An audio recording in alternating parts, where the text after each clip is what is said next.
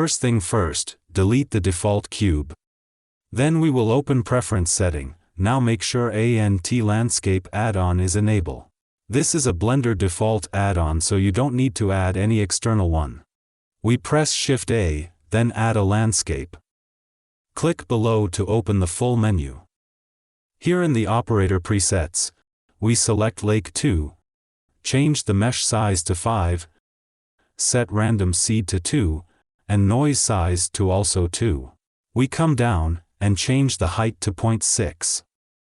We will also check this triangle. It basically turns the shape of the mesh face into a triangle. There is not much geometry in this base mesh right now, so to add more, we will add the subdivision surface modifier. We will set it to 2, then apply it. Now let's move in the edit mode to create the UV map. Here we select the edge selection. We now select the boundary of this mesh by pressing Shift and left click. After selection, right-click, and select the Make Seam. If you see the red border, it means you did the right thing. Now press A and select all, then click on UV and unwarp it.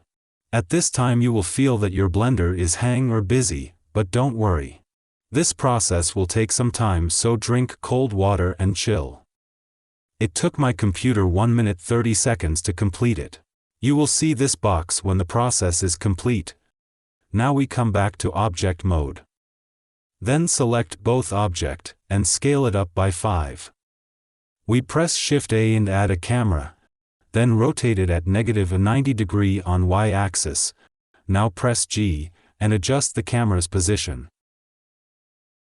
The camera is set, let's check it. We come to this corner and split the screen, press 0 for camera view. In the properties, change the passe per 2 to 1, focal length to 35 mm for the wide view. And last but not least, check the depth of field. It is important to save the project file, because if it is lost, we'll feel like we're drowning by boat. So go to File menu, and click on Save. Now we will jump to the shading editor to add texture. This window like the File Explorer, but it's in Blender. You can download this texture from below link. Now click on New to add a new material for landscape. We drag and drop the color map image, then link it to base color. If this method is not working, then add the image texture node, and open the roughness map. Link it to the roughness. We also add the normal map, then connect it to normal. In the middle of it, we add the normal map node, then connect normal to normal, color to color.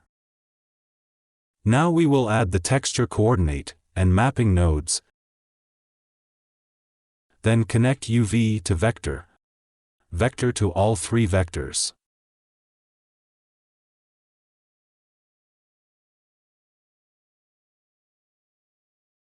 In the mapping node, we change the X scale to 8, Y to 6.6.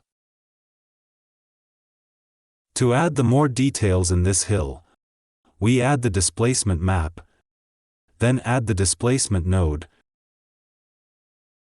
then connect displacement to displacement, color to height.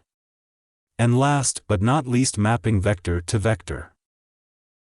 Now let's see its render view.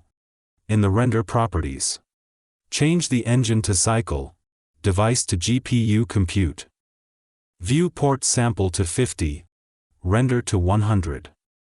In color management, set the medium high contrast. One more thing, make sure in the preference setting, the optics is selected. In the material properties, we come down and set surface to displacement and bump only. Now come here, and uncheck the scene world. In the displacement, set scale value to 0.009, mid-level to 1. The hill is ready, let's move on to the water. Select the water, and create a new material. Now we will add texture coordinate node, a mapping, noise texture, and bump node. We connect camera to vector, vector to vector, color to height, then normal to normal. We change the base color to blue. In noise texture, change scale to 30. Detail to 15. Roughness to 0.4. Distortion to 0.3. Then we set BSDF roughness to 0.04. Metallic to 1. In the bump node, we change the strength to 0.06. Now check the scene world. Then in the world properties, change the color to environment texture. You can download this HDRI from the below link. We move in the world node. Then add texture coordinate and mapping node. We connect the vector to vector. Generated to vector. We hide the landscape and change Z rotation to approximate 350 degree, Y to approximate 3 degree. Now all the settings are done, let's render it.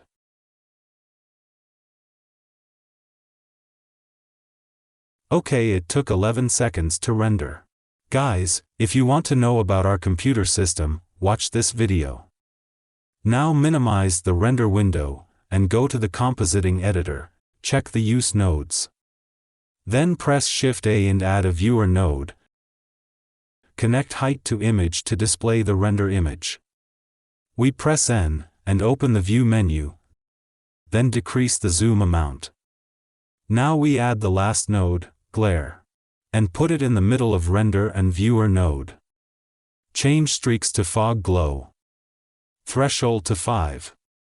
Mix to 0.1. And last medium to high.